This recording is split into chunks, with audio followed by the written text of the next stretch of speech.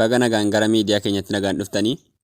Mee jalqaba gaafsuu gaaffiif deebiitiin seeniin dura maalirraan jalqabdu hime? Bismillahirrahmaan jedheen jalqabadde dubbii kiyya maqaa rabbiitiin banadde.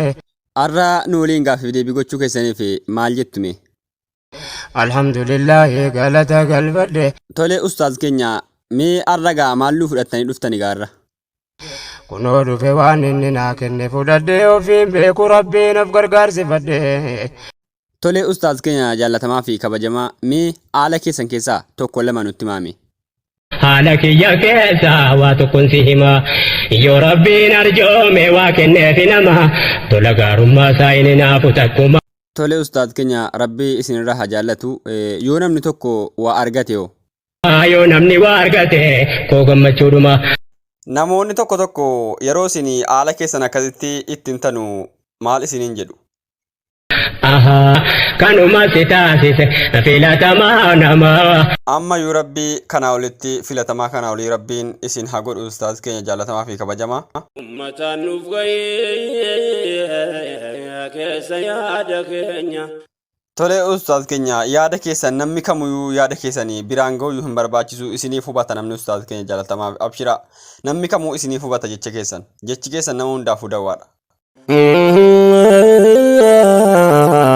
Mee ustaaz rabbii tokkichummaa isaa nu beeksisee amantaa islaamaa kana nuu kenneef maal jettume? Alhamdulillahi jedhana deebise gooftaa tokkichummaa ofii nu beeksise. Tole ustaaz keenya gaaffii tokko isin gaafadha. Obboleewwan keenya tokko isin qeequ warra kanaan immoo maal jettume warra isin qeequ barbaadu kanaan? Obboleewwan akka qalbiin ittiin cabne. Isin maal gootan ennaan qalbii isinitti cabu miti mee maal jettuuni gabaabsaati mee maal jettuun jedha kanaan? Dhiifamana godhaa jechuu isin kadhanne. Tole ustaaz keenya warra akkasiitii fi deebiin deebisinaati mee ummata muslimaa hundaaf maal dhaamtu mee ummata oromootti maal dhaammattu dhaamsa tokko itti dhaammadhaame? Yaa obboleewwan kiyyaa akkanan daganne akka du'aayiidhaan na biraan dhabamne akkam badii kootiin qabameen salphanne. Isinin dagatanu ustaaz isinin dagatanu isiniif kadhatu abshiraa isinin dagatanu. Ammaana akkanan daganne. Tole ustaaz ammas yeroo isin minaan fayyee duddatti baattanii baadiyyaa keessa deemtanuu isin argina. Hawaasa rakkataa humaan qabne qabna hanga humna keenya wal bira dhaabbannaa yeroo hamtuu kana wal gargaarsifannaan. Ajaa'iba wallaahi ustaaz rabbiin isinirraa jaallatu jazaan keessan jannatal firdawsiin haa ta'u wallaahi waan ajaa'ibaati ustaaz.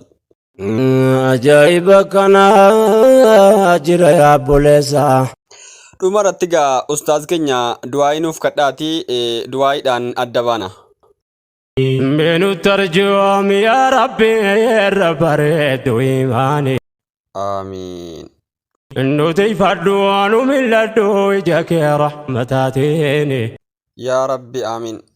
Nu milkeessee duniyaa diini gammachuu biyya lamaani. Amiin inshaallah amiin yaa Rabbi. Nu dirmaddu yaa Allah nu sitti garagalle. Amiin inshaallah yaa Rabbi amiin.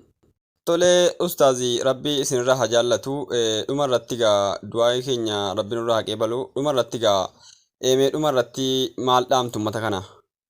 Waa'ee tokkummaa islaamaa daawarratti ajabaannu akka harka wal qabanne khidmaa diinii dhaabbannu ergaa walitti dhaammannu kana yaa obbolaa diini.